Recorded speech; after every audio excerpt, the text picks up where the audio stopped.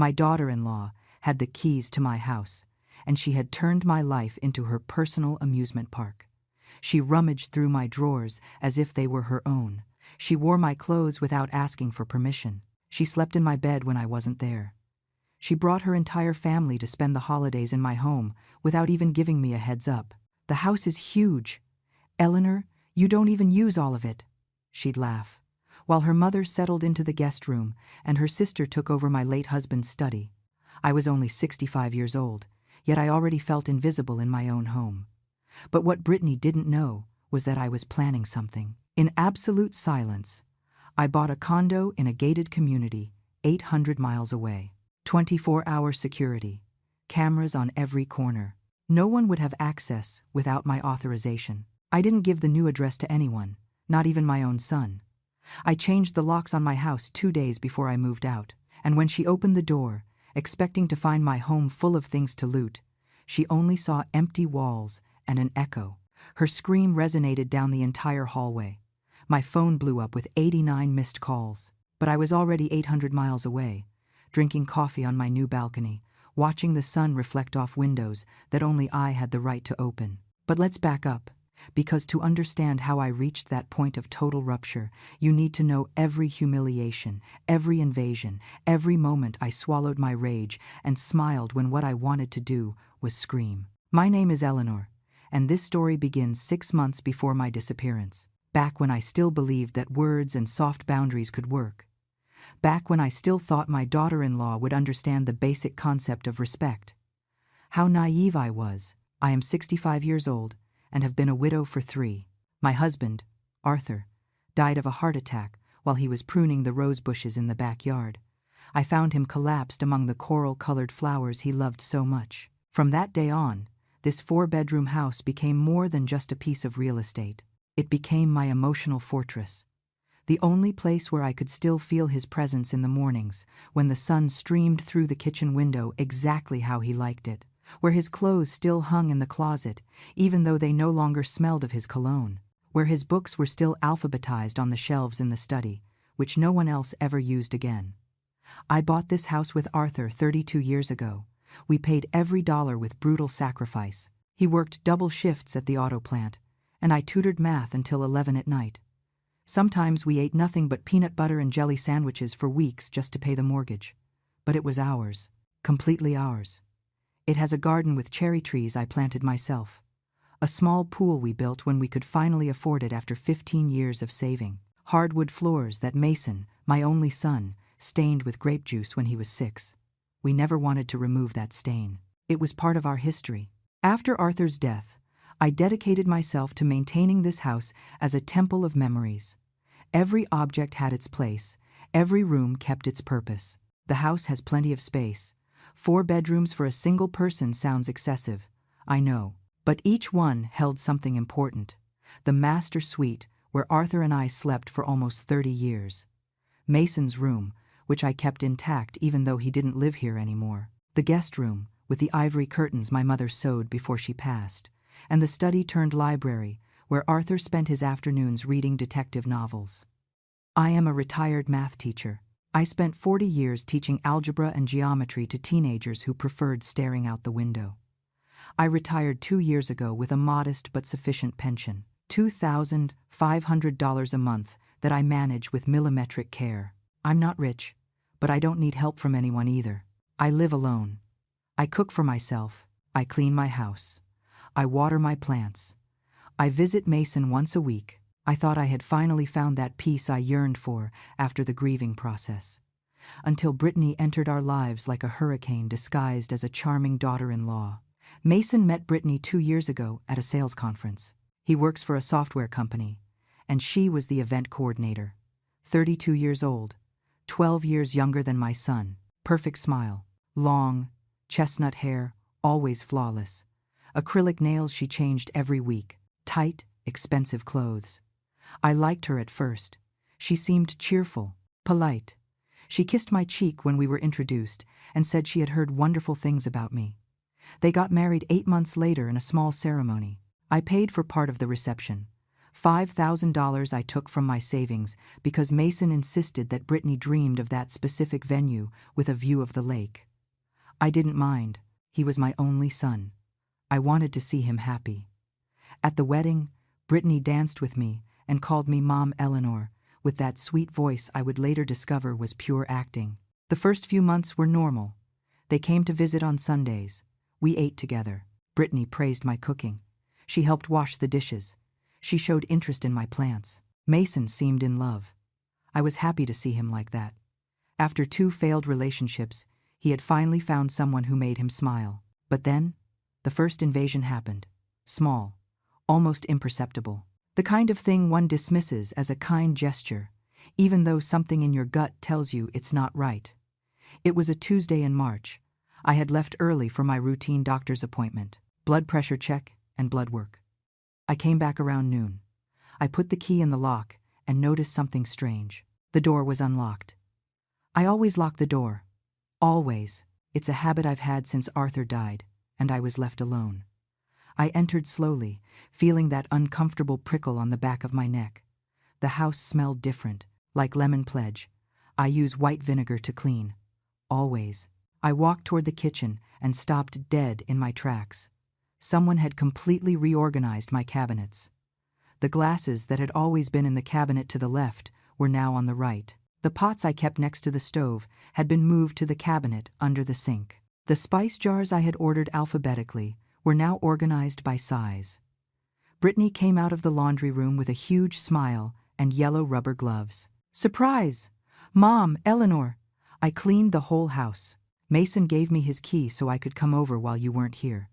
I wanted you to arrive and find everything sparkling." I stood there with my purse still hanging from my arm, feeling something twist inside my chest, something that wasn't gratitude. "You didn't have to bother, Brittany. It's no bother. This house is so big, it must be exhausting to maintain it alone. I reorganized the kitchen to make it more practical. You'll see how easy it will be to find everything now." But I didn't want it to be easier in her way. I had my own system, a 30-year-old system that worked perfectly. I didn't say anything that day. I just smiled and said thank you, while Brittany proudly showed me every change she had made without my permission. She had washed the living room curtains, moved the throw pillows on the couch, rearranged my cookbooks that were perfectly ordered by cuisine type and were now arranged by color. By color. As if they were decoration and not tools I consulted weekly. She had thrown out 3 jars of homemade jam that according to her were too old, even though I had made them just 2 months prior. She had folded my towels differently, changed the location of my plants, moved the ceramic vase Arthur gave me for our 10th anniversary from a shelf where it had been for 22 years to the dining room table where it clearly didn't fit. "It looks more modern this way, don't you think?" she said, while I felt something silently break inside me. But I swallowed the discomfort. I told myself they were good intentions, that Brittany just wanted to help, that I was being too sensitive about objects and places, that I should be grateful to have a daughter-in-law who cared. That night I called Mason. I told him with the calmest voice possible that I appreciated Brittany's gesture, but that I would prefer she let me know before coming over next time, that it made me uncomfortable for someone to enter my house when I wasn't there. "Mom, Brittany just wanted to give you a nice surprise. Why do you always have to look at the negative side of everything? You should be happy to have a daughter-in-law like that. Most mothers-in-law complain that their daughters-in-law never visit them." I stayed silent, feeling that somehow I was the villain of this story for wanting privacy in my own home. I hung up the phone and spent 2 hours returning everything to its original place. The glasses to their cabinet, the pots next to the stove, the books ordered as they always were, Arthur's vase back to its shelf. When I finished, it was 11 at night and my knees hurt, but at least my house felt like mine again. I thought that would be the end of it, that Brittany would take the hint. How foolish I was to believe that a single, soft conversation could stop what was coming. 2 weeks later, I came back from doing my monthly shopping. I had gone to the supercenter, which is 40 minutes away by bus because the prices are better there. I spent $120 on groceries for the whole month. I arrived tired, with 4 heavy bags that I laboriously carried up the front steps. I opened the door and almost dropped everything on the floor. Brittany was in my living room, sitting on my sofa, watching TV. But it wasn't that which left me paralyzed. It was what she was wearing, my dress.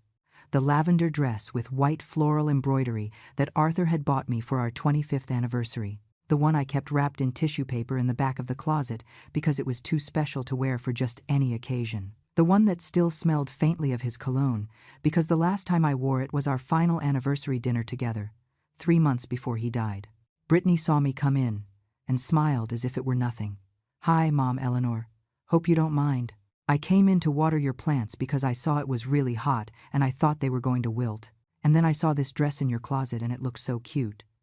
I tried it on and it fits perfectly. You don't wear it anymore, right? It looks really vintage. Can I keep it?" "No. After all, you have so many dresses." My hands were trembling. The grocery bag slipped from my fingers and hit the floor. A bottle of oil rolled to her feet. She didn't even move to pick it up. "Brittany, take off that dress right now." My voice came out harder than I intended. She blinked, surprised. "Why are you getting mad? It's just a dress. You weren't even using it. It was stored away. It was stored away because it is special. My husband gave me that dress. Take it off, please." She stood up slowly with that expression of an offended victim, which I would later learn to recognize perfectly. She went to my room and returned 5 minutes later with her own clothes on and the dress hanging from her arm. She handed it to me as if she were doing me a huge favor. "I didn't know it was such a big deal. You should have said so. I'm not a mind reader." She left, without saying goodbye. I heard her slam the door harder than necessary. I stood there holding my dress, feeling like someone had profaned something sacred. I took it to my room and smelled it. It didn't smell like Arthur anymore. Now it smelled like Brittany's sickly sweet perfume. That night I cried for the first time since the funeral. The next morning, Mason called me, furious. "How could you humiliate Brittany like that?" She came home crying, saying you treated her like a thief. She just tried on a dress. Was it necessary to scream at her? I didn't scream at her. I asked her to take it off because it was important to me.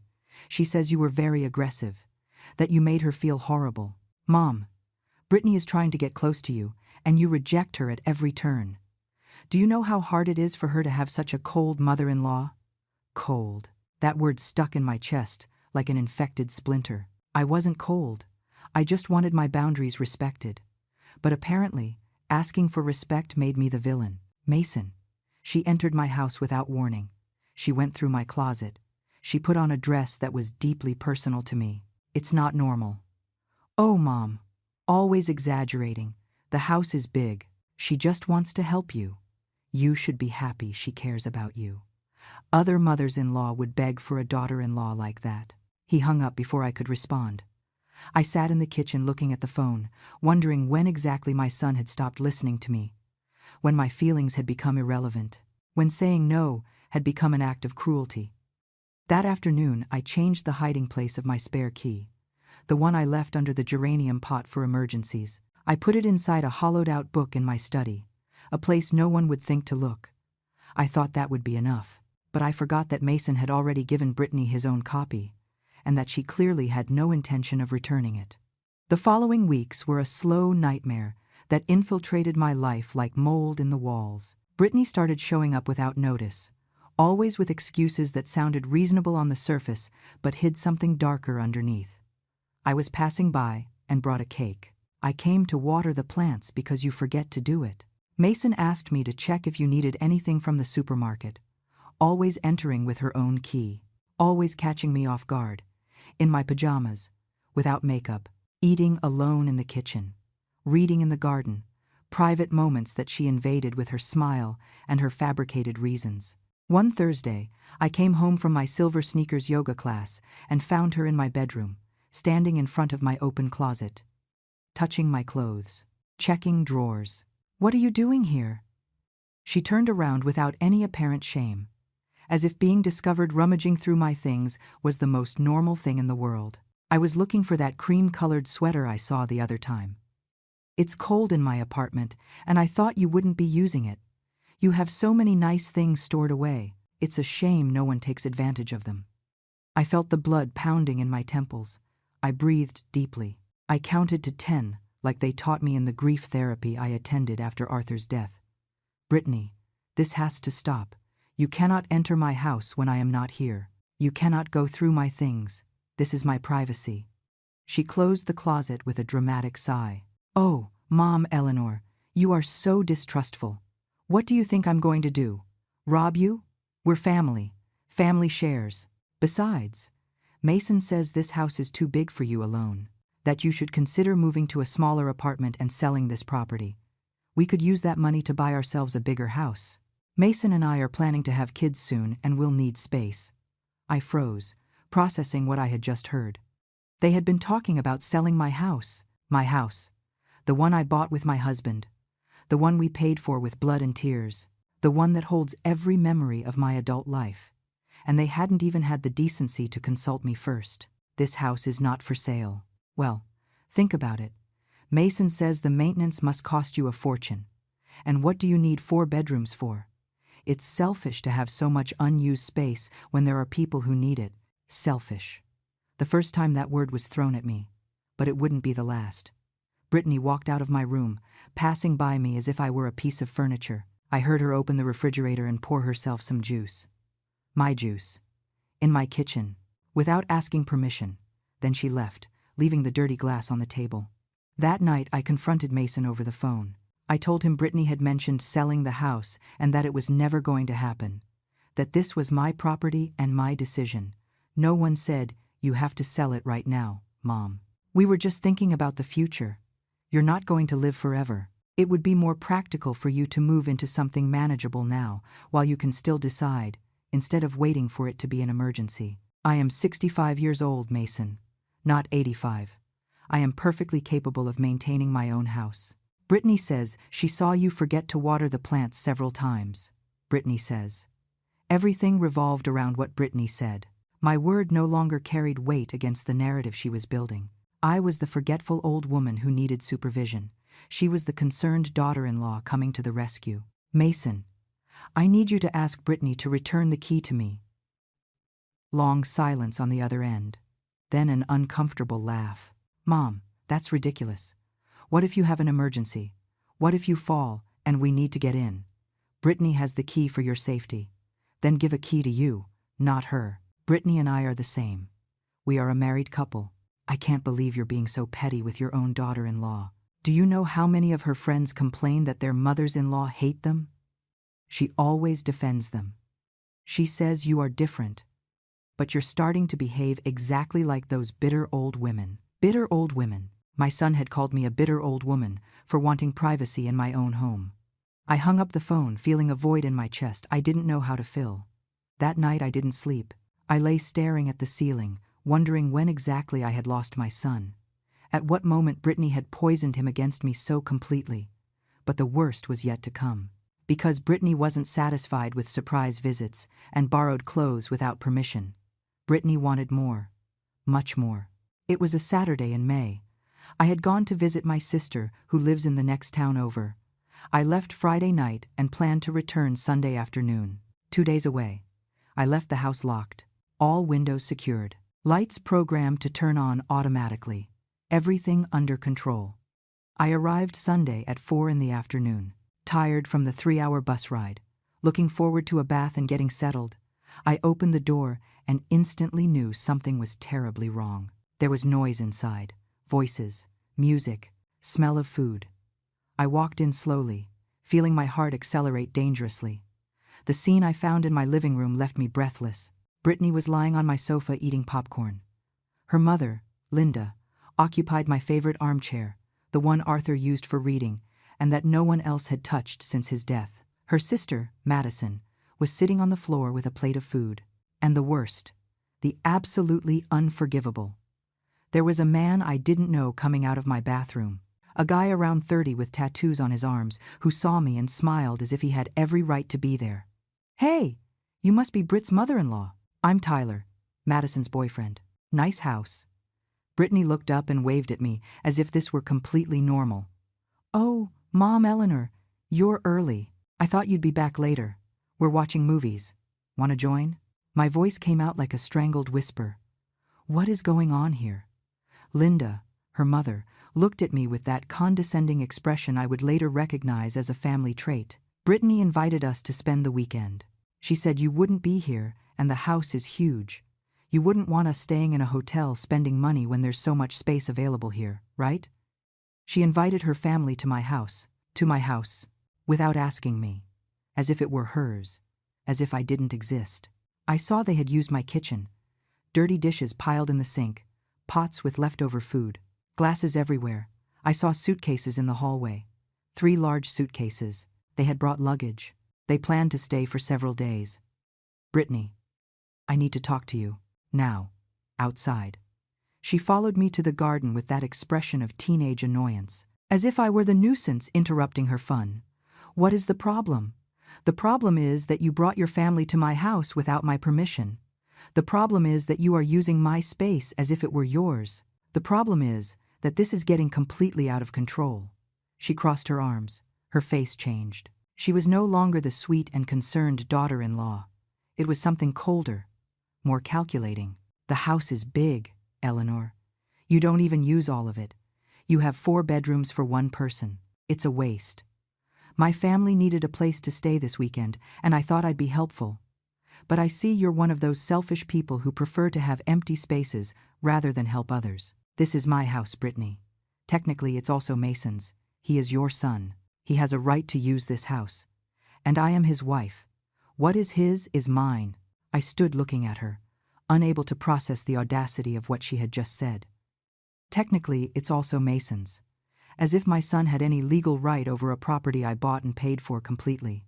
As if 30 years of mortgage in my name meant nothing. As if the fact of being my son automatically granted him shared ownership of my assets. But the most terrifying thing wasn't what she said, but the conviction with which she said it. Brittany really believed she had a right to my house. This house is solely in my name. Mason has no legal right to it. Brittany smiled, a smile that didn't reach her eyes. For now, but when you're gone, everything will be Mason's, and therefore mine. So really, we're just speeding up the inevitable. Why wait? We could start enjoying this space now all together as a family. I felt something icy run down my spine. This woman was planning my life after my death, counting my inheritance before I was even sick. She saw my house not as my home, but as her future property. And she said it openly, without any shame. I want your family to leave. Now. Oh, Eleanor, don't be dramatic. It's already late. Where do you want them to go? My mom has back problems. She can't be traveling at this hour. Let them stay tonight and they'll leave early tomorrow. I promise. It wasn't a request. It was a statement. She had already decided. My opinion was irrelevant. I went back into the house feeling like an intruder in my own home. Linda was still in Arthur's armchair. Madison had turned up the volume on the TV. Tyler walked out of the kitchen with a beer. My beer. From the 6-pack I kept in the fridge for when Mason came to visit. Excuse me, ma'am. Do you have more beers? I already drank the last one. I didn't answer. I went up to my room and locked the door. I sat on the edge of my bed listening to the laughter coming from downstairs. The loud TV, steps going up and down the stairs, someone using my bathroom. The toilet chain that needed repair and made that particular noise I knew perfectly. Voices in the guest room. They had set up in there. On the sheets my mother had embroidered. In the bed where no one slept because that space was sacred. I called Mason. He answered with a sleepy voice. It was 9 at night, and he was already asleep. Mason, your wife brought her entire family to my house without warning me. I need you to come and get them out of here. I heard a long, tired sigh. Mom, it's 9 p.m. I'm not going to drive 40 minutes to create unnecessary drama. Brittany told me they were going to stay this weekend. She said she had told you. She lied to me. I was at your aunt's house. I didn't know anything. Well, it was a misunderstanding. Let them sleep and they'll leave tomorrow. It's not a big deal. Mason. There is a man I don't know, using my bathroom. Your mother-in-law is in your father's armchair. This isn't right. That man is Madison's boyfriend. He's good people. Mom, you need to learn to share. The house is big. It's not going to kill you to have company for one night. Maybe it'll even do you good. You live very isolated. He hung up. He simply hung up. He wouldn't come. He wouldn't defend me. I was alone in this. That night I didn't leave my room. I heard them make a bonfire in my backyard. How they yelled and laughed until 2 in the morning. Someone broke something. I heard the sound of glass shattering, and then laughter. At 3 in the morning, there was finally silence. I peeked out the window and saw my garden chairs in disarray. Beer cans on the grass, dirty plates on the outdoor table, the mess they had left illuminated by the moonlight. I didn't sleep all night. I sat on my bed hugging the pillow that still held the shape of Arthur's head, wondering how I had reached this point, how I had lost so much control over my own life. At 7 in the morning, I heard movement downstairs. Voices, the smell of coffee, my coffee. I waited until 9 to go out, thinking they would have left by then. I went down the stairs and encountered another scene that stole my breath. Linda was making breakfast in my kitchen, using my skillets, my eggs, my bread. Madison was setting the table. Brittany was sitting checking her phone. Tyler was watching TV in my living room. No one was getting ready to leave. No one was packing. "Good morning, Mom, Eleanor. Want breakfast? I made enough for everyone." Linda's voice was sweet, but there was something underneath, an undercurrent of possession, as if she were the lady of the house and I the unexpected visitor. "I thought you were leaving early." Brittany looked up from her phone. "Oh, yes, but my mom woke up with back pain. She needs to rest a little more. We'll leave after lunch. It's no bother, right? After all, you have nothing to do today." How did she know what I had or didn't have to do? But she was right about something. I had no plans. I just wanted my house empty, my space back, my peace restored. But I didn't say anything. I poured myself coffee and sat at the table in my own kitchen, feeling like a stranger, watching how this alien family consumed my food and occupied my space with a naturalness that sickened me. They left at 6 in the evening, 10 hours later than promised. They left the house a disaster. Wet towels on the bathroom floor, beds unmade, dirty dishes in the sink, food stains on the tablecloth my grandmother had crocheted, a broken glass hidden under the sofa, cigarette butts in the garden, even though I had made it clear there was no smoking on my property. I spent 4 hours cleaning, 4 hours erasing the trace of their invasion. I found something that froze my blood in the drawer of my nightstand. Someone had been rummaging there. My personal documents were slightly disorganized. The deed to the house, my will, everything had been touched and reviewed. Brittany had been investigating, confirming that the house was indeed solely in my name, looking for some way to claim it. That was the straw that broke the camel's back. But I didn't know it yet. I still believed I could fix this with words, with firmer boundaries, with honest conversations. I didn't understand that I was dealing with someone who respected no boundaries, who viewed my kindness as weakness, who interpreted my attempts at peace as invitations to continue invading. I called Mason the next day. I told him about the reviewed documents, about the 4 hours of cleaning, about how disrespectful it all had been. I hoped he would finally understand, that he would finally see what his wife was doing. "Mom, you're paranoid. No one went through your documents. You probably moved them yourself and forgot. Brittany told me you were super hostile all weekend, that you didn't speak a word to them, that you made them feel uncomfortable. Her family left with the impression that you are a bitter woman, bitter, paranoid, forgetful, hostile, all the adjectives Brittany had carefully planted in my son's mind. I was no longer his concerned mother. I was a problem that needed to be managed, an obstacle between him and marital bliss.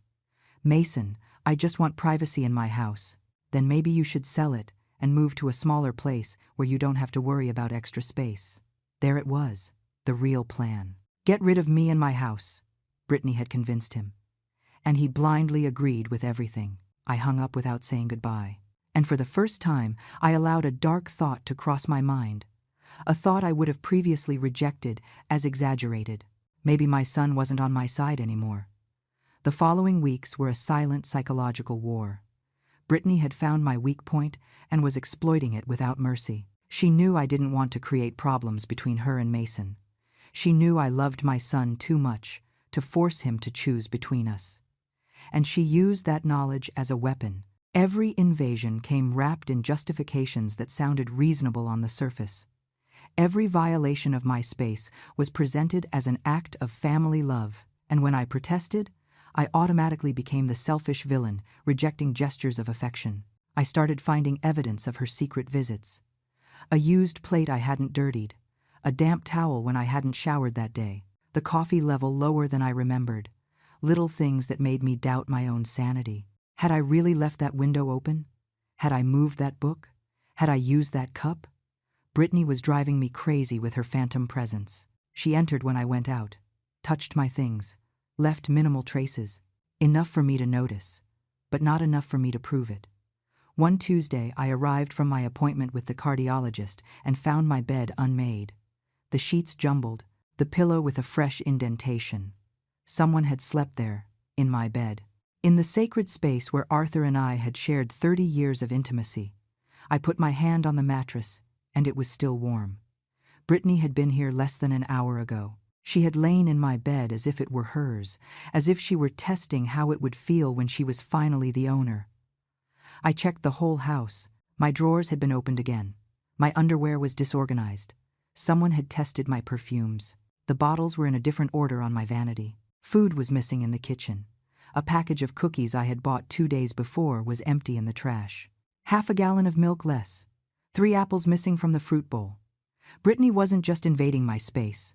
She was consuming my resources, eating my food, using my things, living my life when I wasn't looking.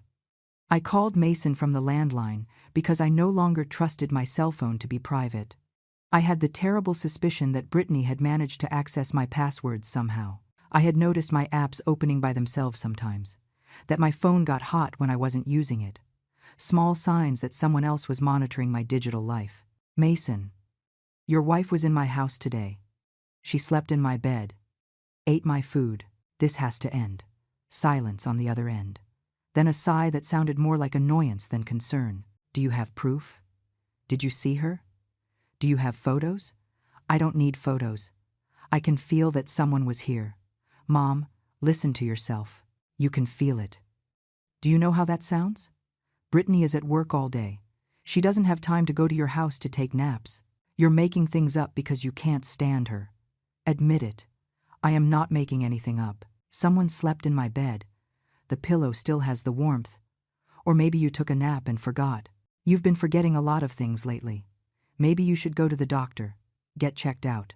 At your age, it's normal for memory to start failing. At my age, my 38-year-old son was treating me as if I had senile dementia, as if my 65 years had automatically turned me into a confused old woman who couldn't distinguish reality from imagination. Brittany had convinced him that I was losing my mind, and he believed her over me. Mason, I know what I saw, what you think you saw. Look, I'm going to be honest with you. Brittany and I have been talking. We are worried about you.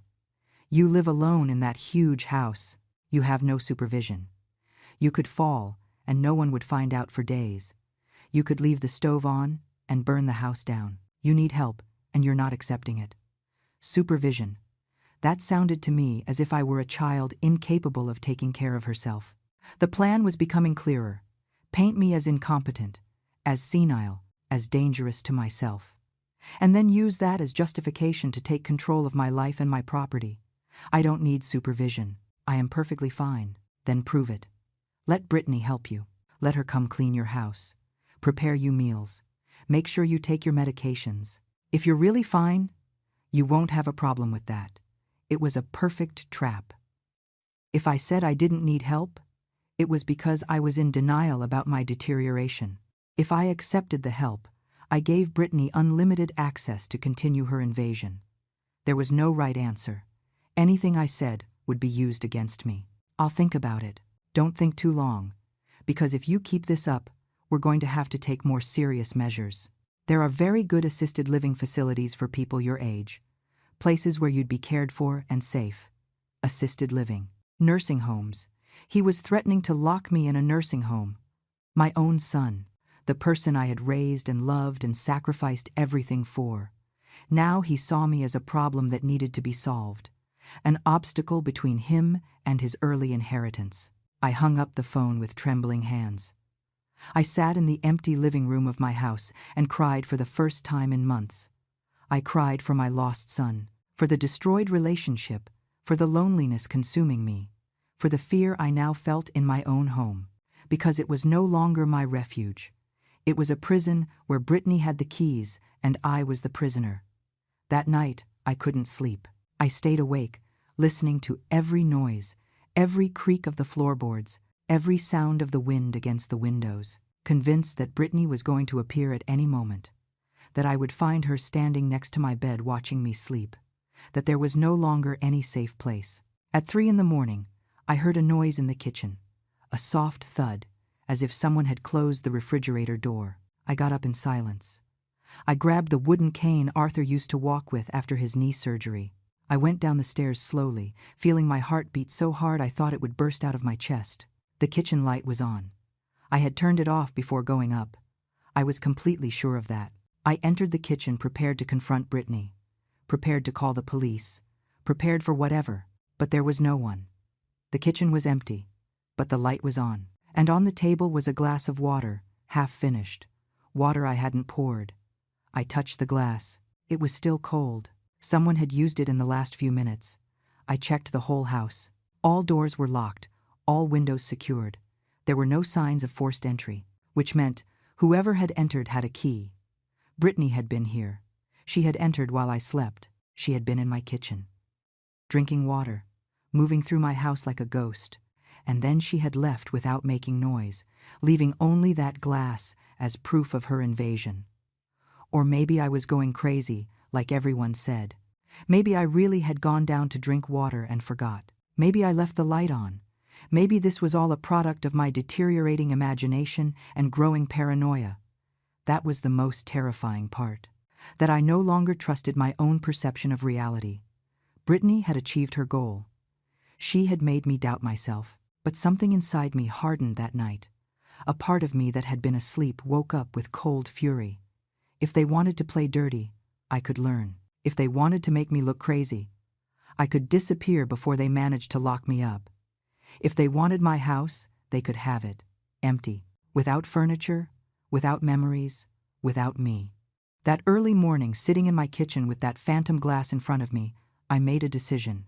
I wasn't going to give them the pleasure of seeing me break. I wasn't going to hand over my dignity. If they wanted my house, let them have it. But I wouldn't be in it to witness their victory. I would go. I would disappear, and they would never know where to find me. It was in that moment of cold and desperate clarity that the plan was born, the plan that would change everything, the plan that would finally give me back control of my own life. The next morning, I woke up with a mental clarity I hadn't felt in months. The fear had transformed into something more useful: determination, strategy, calculated silence. If Brittany could plan in secret, so could I. If she could invade without being detected, I could disappear in the same way. She had taught me that silent warfare was the most effective. Now I would use her own tactics against her. The first thing I did was act completely normal. Smile when Mason called. Answer Brittany's messages with fake kindness. Keep the exact routine as always. Yoga on Tuesdays and Thursdays. Market on Saturdays. Doctor's visit once a month. I couldn't give them any sign that something had changed. They had to think I was still the confused and scared old woman they could manipulate. But in secret, I began my investigation. I opened a new email account that no one knew about. I used only public library computers to look for options. Apartments in other cities. Places where no one knew me, where I could start from scratch without the weight of this story on my shoulders. I looked for cities more than 800 miles away. Places with good weather, with decent medical services, with a reasonable cost of living for my $2,500 monthly pension. I found a condo in a coastal city 800 miles from here, Clearwater, Florida. An apartment complex for seniors with 24-hour security, guards at the entrance, cameras in every hallway, access only with an electronic card. No one could enter without authorization. No one could violate me ever again. The apartment was small. 1 bedroom, 1 bathroom, kitchen integrated into the living room. Barely 450 square feet. But it was perfect, manageable, safe, mine. It cost $1,200 a month including maintenance, plus another $100 for utilities. I would have $1,200 left for food and expenses. Tight, but possible. I spoke with the manager over the phone from a public payphone. I explained my situation without giving compromising details. I just said I needed a change, that I was looking for privacy and security. She understood without needing full explanations. She told me many women my age arrived there looking for the same thing: peace after chaos. To pay the deposit and the first 3 months of rent, I needed $4,800. I had savings, but they were in the bank where Mason was a joint holder on the account. It had never seemed like a problem. He was my son. I trusted him. But now that shared account was a vulnerability. If I withdrew a large amount, he would see it. He would ask questions. Brittany would find out. The plan would be ruined. So I started withdrawing little by little. $50 every time I went to the supermarket, $30 when I paid at the pharmacy, $20 from the hardware store. Small amounts that looked like normal expenses for an elderly woman. I kept the cash in an envelope inside a hollow book in my library. The same book where I had hidden the spare key. No one checked my books. They were old and boring. Advanced mathematics, linear algebra, analytic geometry, perfect for hiding secrets. It took me 6 weeks to gather the money, 6 weeks of acting like nothing was wrong, of allowing Brittany to keep showing up without warning, of smiling when she arrived with Linda and Madison for coffee without an invitation, of saying nothing when she used my bathroom and left wet towels on the floor, of ignoring when she opened my refrigerator and ate what she wanted.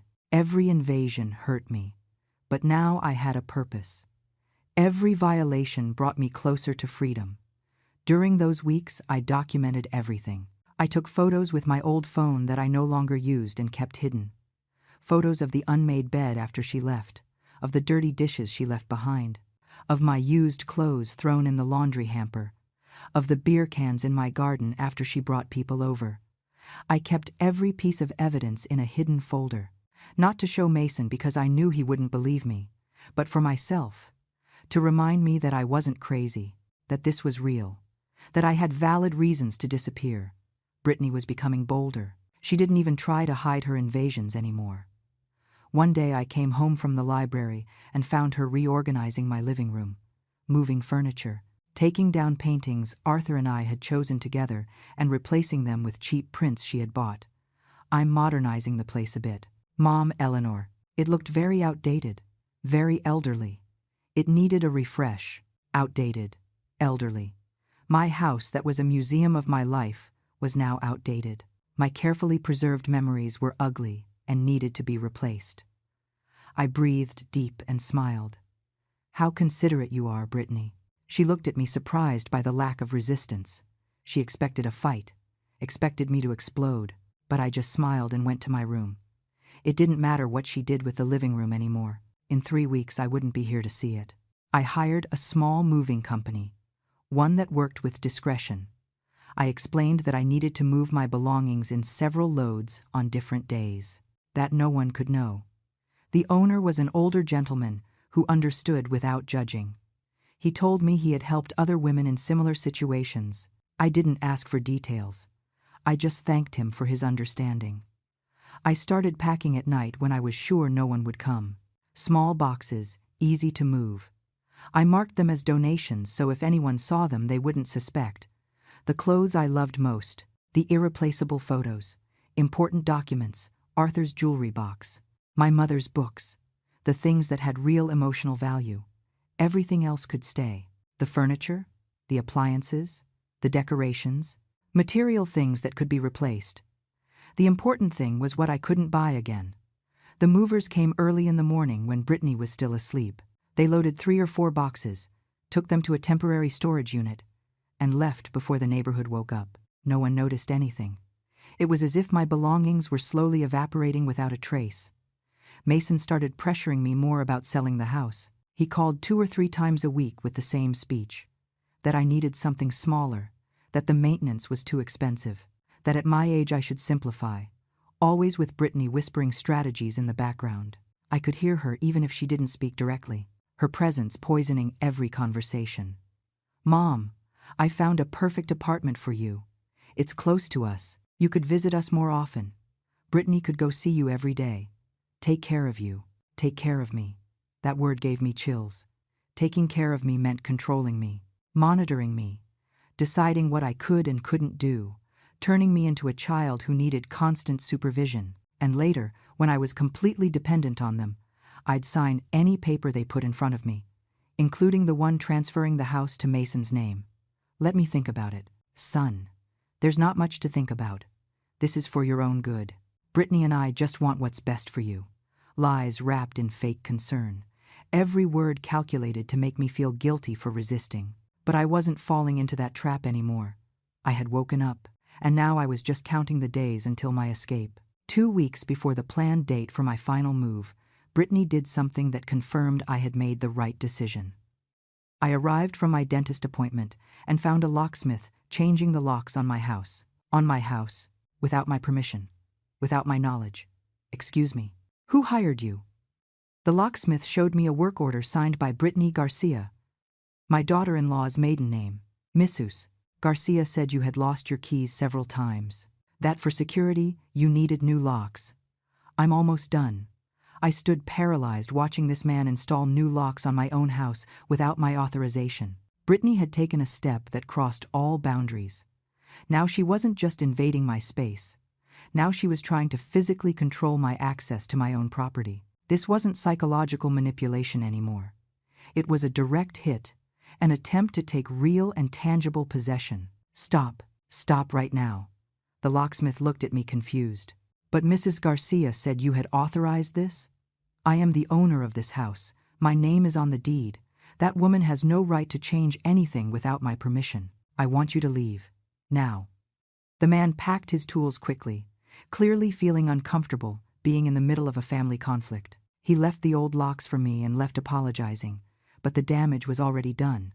One of the doors had the new lock installed. Brittany had managed to change at least that entrance, and she had the only keys. I called Mason immediately. This time I couldn't keep the calm in my voice. This time rage broke through my careful acting. Your wife hired a locksmith to change the locks on my house without my permission. This is illegal. This is trespassing.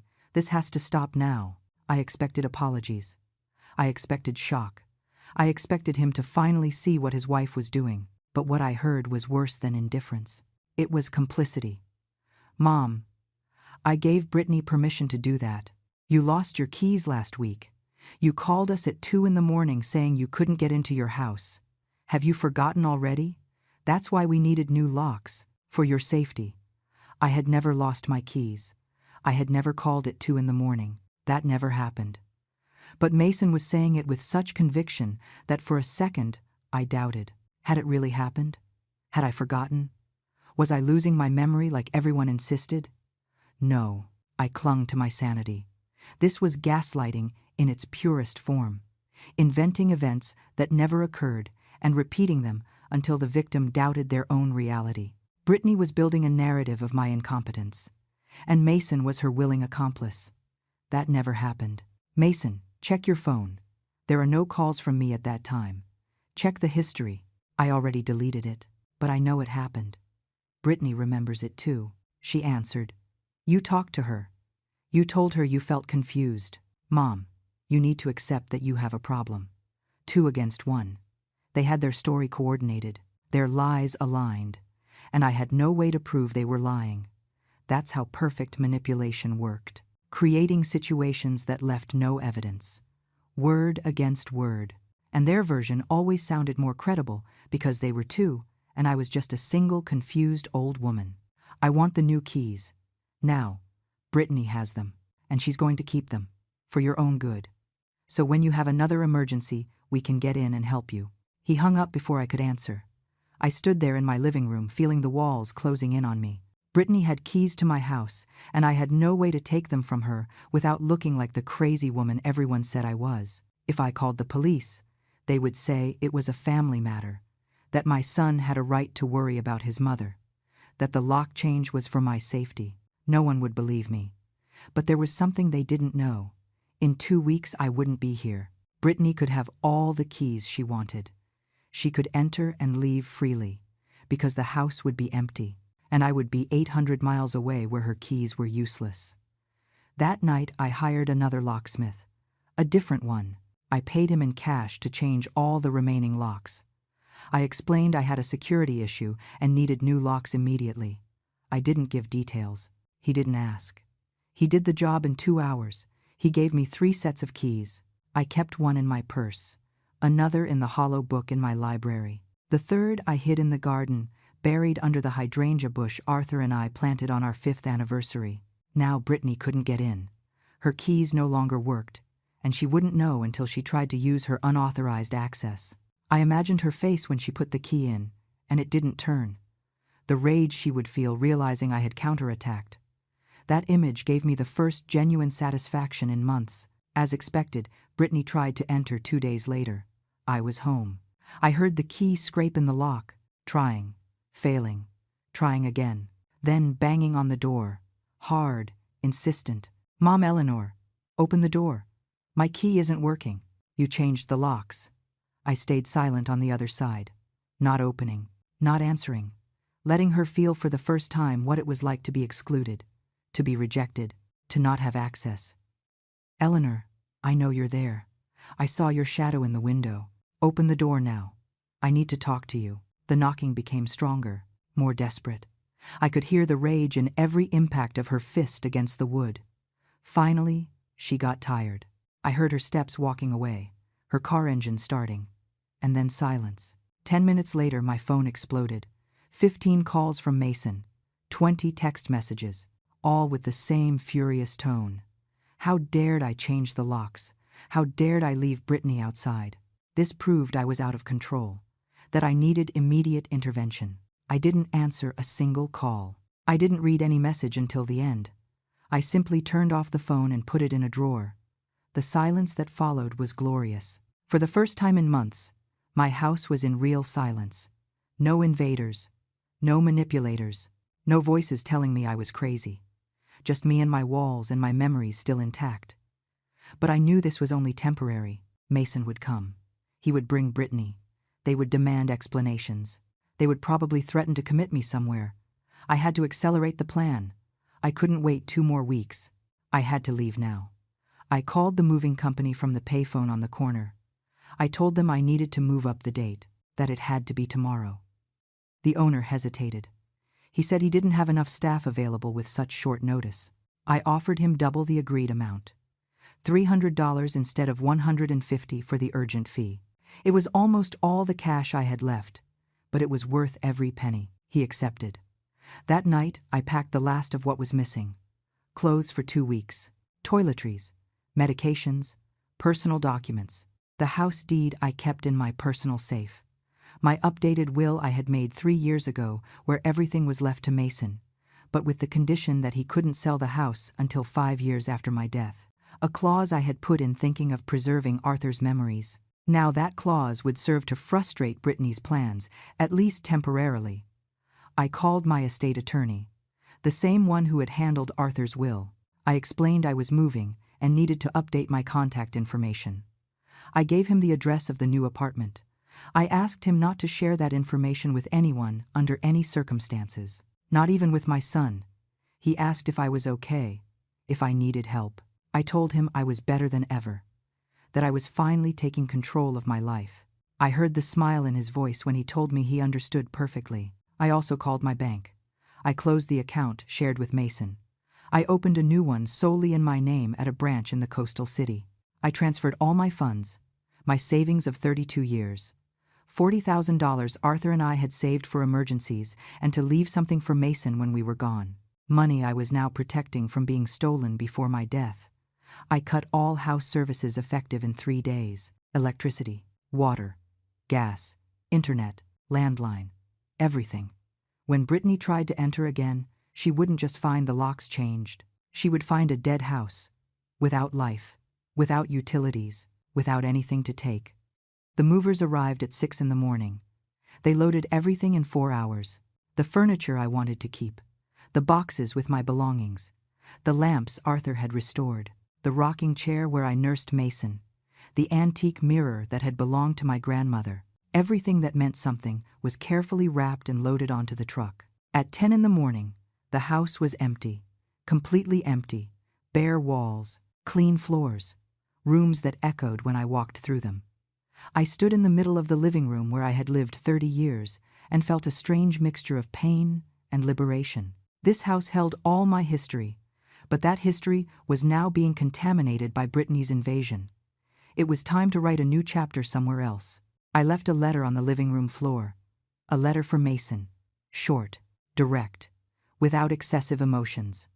Mason, I moved. I need space and peace that I can no longer find here. The house is still mine. It is in my name. I will pay the taxes from wherever I am. Do not try to look for me. When I am ready to re-establish contact, I will call you. This is not a punishment. It is survival. Your mother who loves you but needs to protect herself. I locked the door. All 3 new locks. I walked toward the taxi waiting for me on the corner. I didn't look back. If I looked back, I might change my mind. I might feel guilt. I might convince myself I was exaggerating. But I wasn't exaggerating. I was saving myself. The trip to the coastal city took 19 hours by Greyhound bus. 19 hours to process everything, to cry in silence, to feel the weight of what I had just done. I had abandoned my house. I had fled from my own son. I had cut the only family connection I had left. But I had survived, and that was what mattered. I arrived at my new apartment at 3 in the afternoon the next day. The condo was exactly as described in the photos. A sand-colored, 5-story building surrounded by palm trees and well-kept gardens. The main entrance had a gatehouse with a security guard who checked my ID before letting me pass. I registered at the administration office, presenting my lease and the documents I had sent by mail weeks before. The manager, a woman around 50 named Brenda, welcomed me with a warm smile that didn't seem forced. "Welcome, Eleanor. Your apartment is on the 3rd floor. Quiet, with a view of the interior garden. I think you're going to like it." She handed me an electronic key card to access the building and the elevator. She explained that without that card, no one could go up. That visitors had to be announced by the guard and authorized by the resident before being allowed in. That there were cameras in every hallway and in all common areas. I felt safe for the first time in months. The apartment was small but perfect. 1 bedroom with a large window that let in natural light. A full bathroom with grab bars installed for seniors. An integrated kitchen with an electric stove and compact refrigerator. A dining area that fit exactly my favorite sofa and the 2-seat table I had brought. The walls were white and clean. The tile floor shone. It smelled of fresh paint and a new beginning. The movers arrived 3 hours later. They brought up my furniture and boxes with care. They arranged everything where I directed them. In 2 hours, the apartment started to look like a home. My rocking chair by the window. Arthur's photos on the nightstand. My mother's books on the small shelf that fit perfectly in the corner. The home was tiny compared to what I had left behind, but it was completely mine. No one else had keys. No one else had access. No one could invade this sacred space. That first night, I slept deeply, for the first time in half a year. Without fear that someone would enter while I slept. Without anxiety waiting to hear strange noises.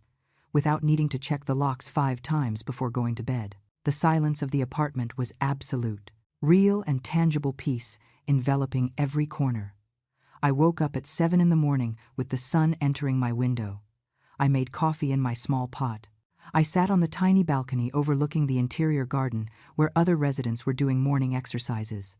A gray-haired lady waved at me from below. I waved back. No one here knew my history. No one knew about Brittany or Mason or the house I had left behind. Here I was, simply Eleanor, a 65-year-old woman starting over. I turned on my phone for the first time in 2 days. Exploding was an understatement.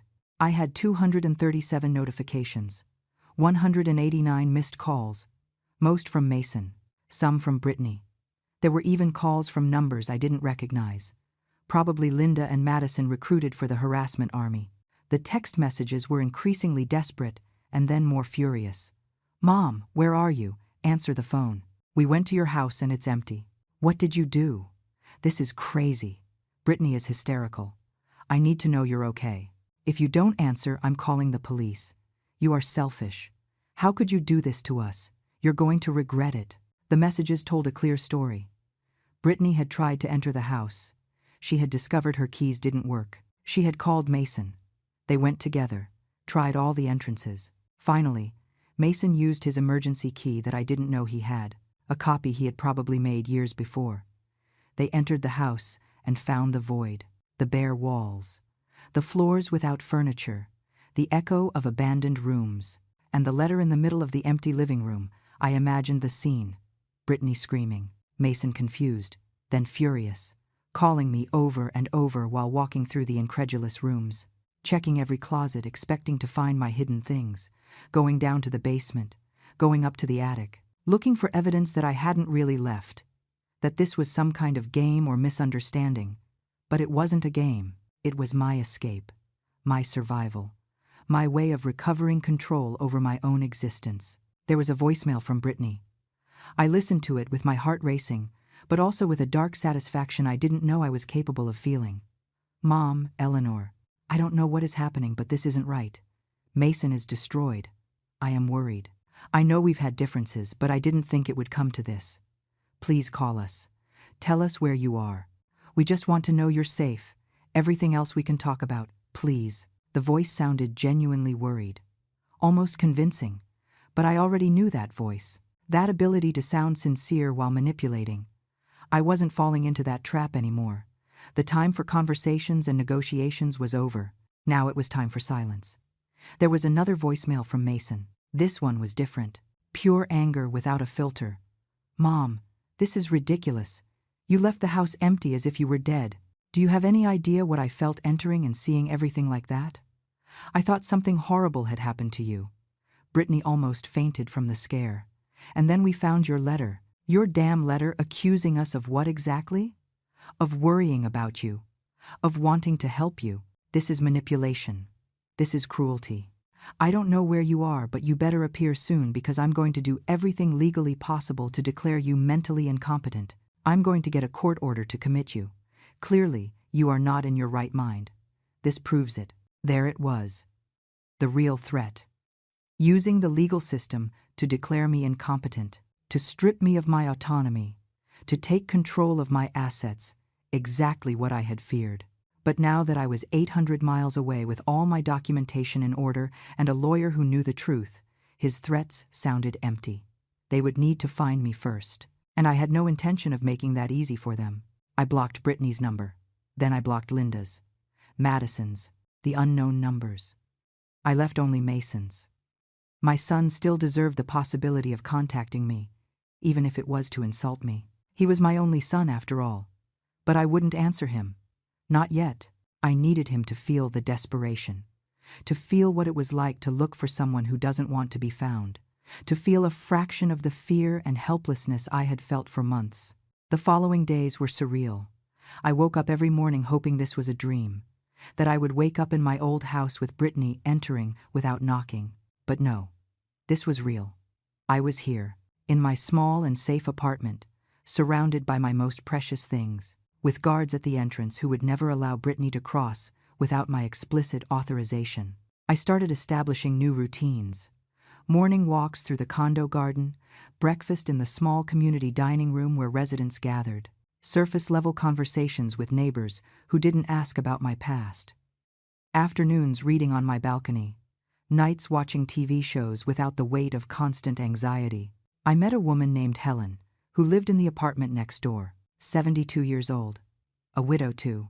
She had arrived at the condo 2 years before, escaping a similar situation with her son and daughter-in-law.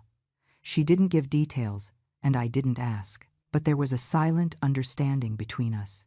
We knew we had both fled from something, that we had both chosen solitude over invasion, that we both valued our peace more than family approval.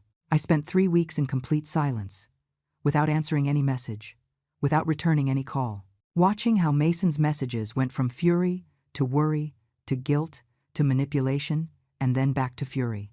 It was a predictable cycle. He tried all angles: filial concern, justified anger, emotional guilt. Nothing worked because I wasn't seeing the messages until days later. And by then, they no longer had the power to manipulate me. Brittany tried contacting me on Facebook, by email, by Instagram, which she didn't even know I had. Long messages about how much they missed me, about how Mason was suffering, about how she just wanted to be a good daughter-in-law, about how we misunderstood our intentions. Digital gaslighting that didn't work because I was already too far away physically and emotionally. Then the veiled threats started. Messages about how they were consulting lawyers, about how they were going to report me as a missing person, about how abandoning property could have legal consequences. Desperate attempts to scare me into coming back. But I had consulted my own lawyer. I knew I hadn't abandoned anything. The house was still in my name. Taxes were paid in advance, utilities canceled legally. There was nothing illegal about moving without telling my adult son. 1 month after my disappearance, I finally responded. Not because I felt guilt, but because the silence had served its purpose. Mason had felt the powerlessness. Brittany had experienced the frustration of not having access. Both had spent 30 days without control over me, without knowing where I was, without being able to manipulate me. It was time to establish the new rules of this relationship. I called Mason from my new phone, a number he didn't know. He answered on the second ring with a desperate voice. "Hello? Hello, Mason. It's me." Silence, heavy breathing. Then his voice cracking. "Mom, my God, Mom. Where are you? Are you okay? We've been looking for you everywhere. The police, hospitals. I thought you were dead. I am perfectly fine. Better than I have been in months. Where are you? I'm coming for you right now. Tell me the address." "I am not going to give you the address. And you don't need to come for me. I am not lost. I chose to leave. There is a difference." I heard how he processed my words, how worry transformed into confusion, and then into that familiar fury. "You chose? You chose to disappear as if you were dead? You chose to leave us worried sleepless for a month? Do you have any idea what you put us through?" "Yes, I have a perfect idea, because it is exactly what you put me through for 6 months. The difference is that I violated my own privacy by leaving. You violated mine by staying." "What are you talking about?" "We were just trying to help you." Brittany entered my house without permission. She slept in my bed. She wore my clothes, reviewed my documents, brought her entire family to live in my space without consulting me. She changed my locks, made me doubt my own sanity, inventing events that never occurred. And you supported her every step of the way. You called me crazy, paranoid, senile. You threatened to commit me. So yes, Mason, I chose to leave before you took away my ability to choose. Long silence. I could hear Brittany in the background asking who it was. Mason put the phone on speaker. "Mom, Eleanor, please listen to me. It was all a terrible misunderstanding. I just wanted to get close to you.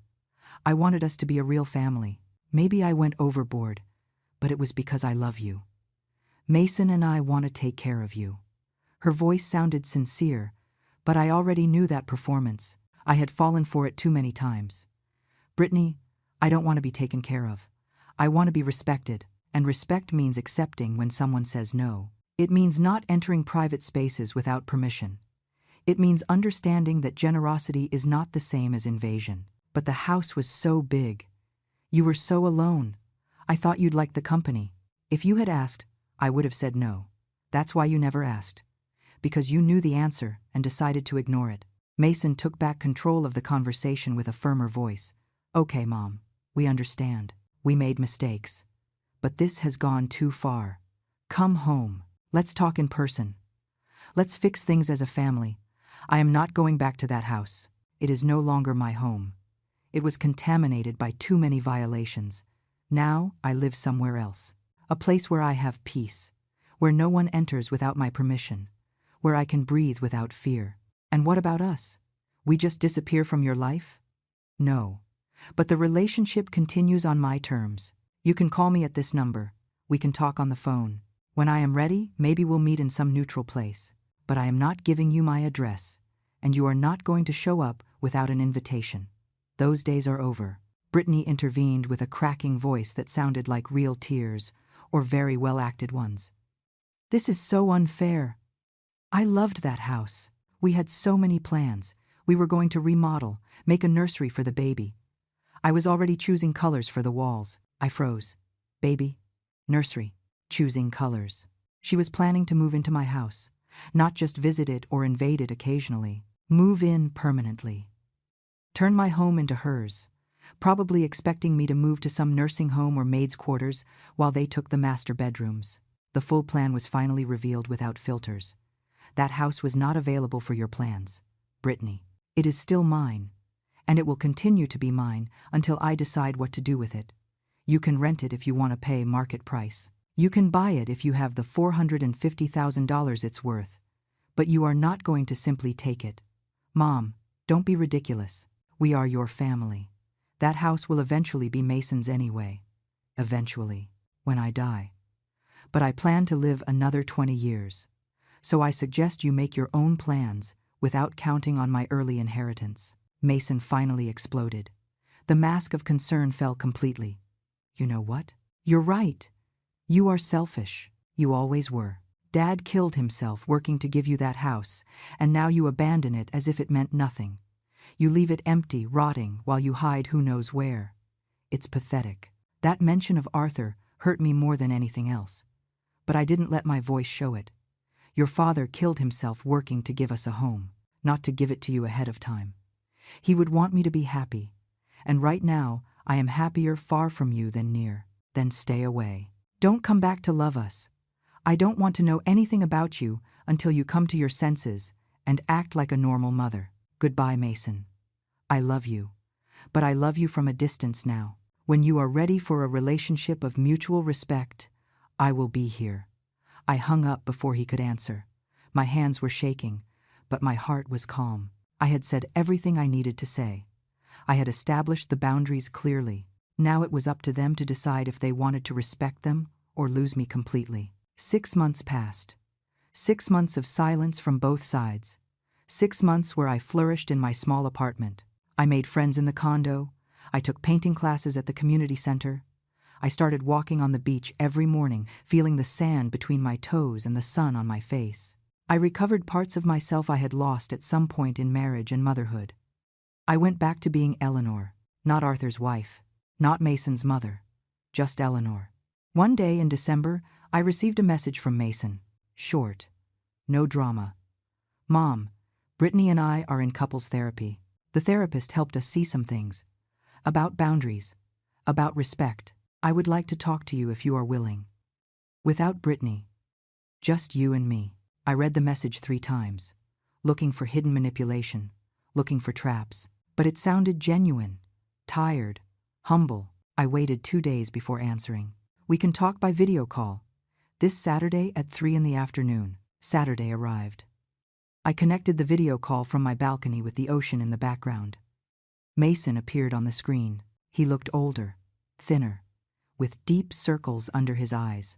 He looked at me intently for several seconds before speaking. You look good, Mom. Happy. I am. I'm sorry. I'm sorry for everything. You were right. Brittany went overboard. I went overboard. We didn't listen when you asked for space. We made you feel crazy when you weren't. It was abuse. The therapist called it abuse. Those words freed me from a weight I didn't know I was still carrying. Validation. Finally, someone recognized that I hadn't been exaggerating, that my pain had been real and justified. Thank you for saying that. Can we try again? Slowly. With boundaries that you establish. No pressure. I just want my mom back. I cried. For the first time since I left, I cried in front of my son, tears of relief and cautious hope. We can try, but at my pace. And if Brittany crosses lines again, I will disappear again, this time forever. I understand. She understands too. Or so she says. Time will tell. We met 3 months later at a coffee shop halfway between our cities. Just the 2 of us. We talked for 4 hours. We cried. We laughed. We remembered Arthur. We established new rules. He never asked for my exact address, and I never offered it. But we opened a small door toward possible reconciliation. Today it's been a year since I moved. My apartment remains my sanctuary. Mason visits me every 2 months on my terms. Brittany sends occasional messages that I answer briefly. The house I left behind I rented to a young family.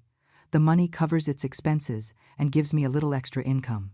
Someday I will enter it again. When I have healed completely.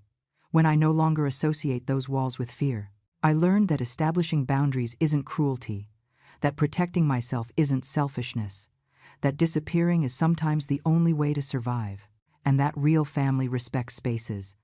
The rest are just people with whom we share blood. I am 66 years old. I live alone in 450 square feet, and never in my life have I been freer.